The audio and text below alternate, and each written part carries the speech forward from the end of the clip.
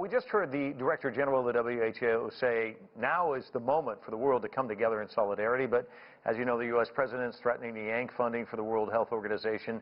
So that's one piece of this. The other issue that Paul talked about is this major concern about equity in distribution of a vaccine when one's discovered. I want to get your take on these issues.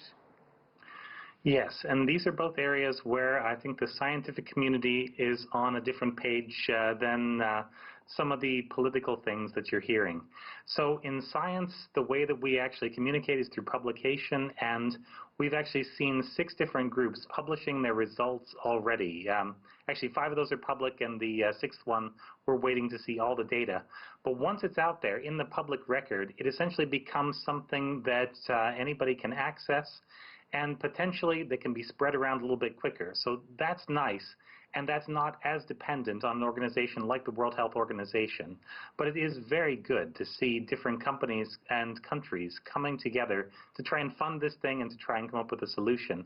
And there are some very innovative solutions that are on the table and showing some promise right now. Okay, talk to us about that, because I know one of the areas of interest is antiviral discovery, and as well as testing. That's one of your areas of expertise.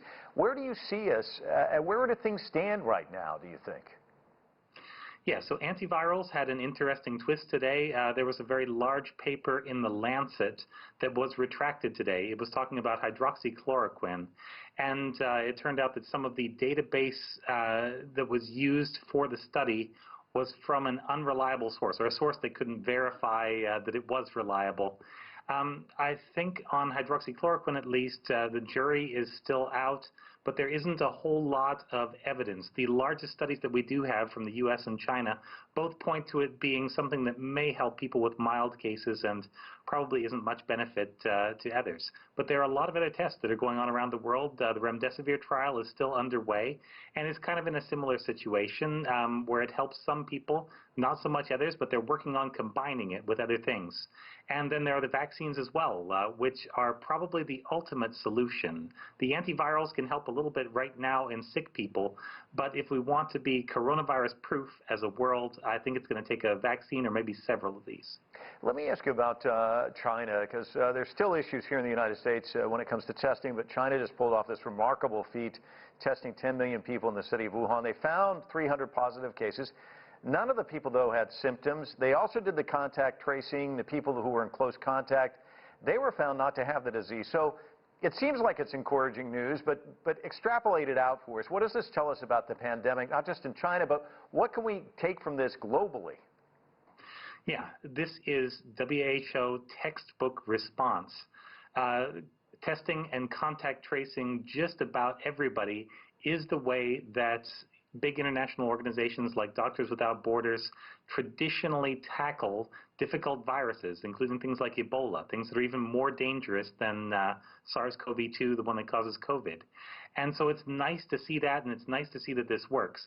The fact that even in China, a country with quite a lot of testing and some really sophisticated testing, that even there we can find cases that were asymptomatic and were undetected, suggests there may be many more in other places where the testing isn't going quite as well.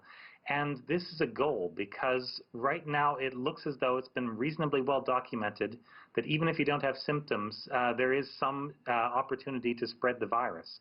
And so actually knocking this virus out in the long term, driving it to extinction, is going to require catching all the people, whether they have symptoms or not, and making sure they get treatment and stopping the spread of the virus. And quickly, if you can, that knockout punch, how soon can we expect it? The deadline is moved back a little bit as we keep undergoing this particular crisis. Look at it as this. Every time a new person gets infected, it pushes the window back by about a month. The most optimistic models show this coming down, at least in the industrialized countries, by the end of the summer, beginning of the autumn.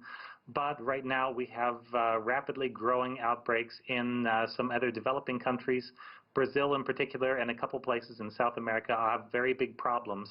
And unless these are tackled, this becomes effectively the second wave that comes back and spreads into countries that have already dealt with it. Yeah. So it's a challenge.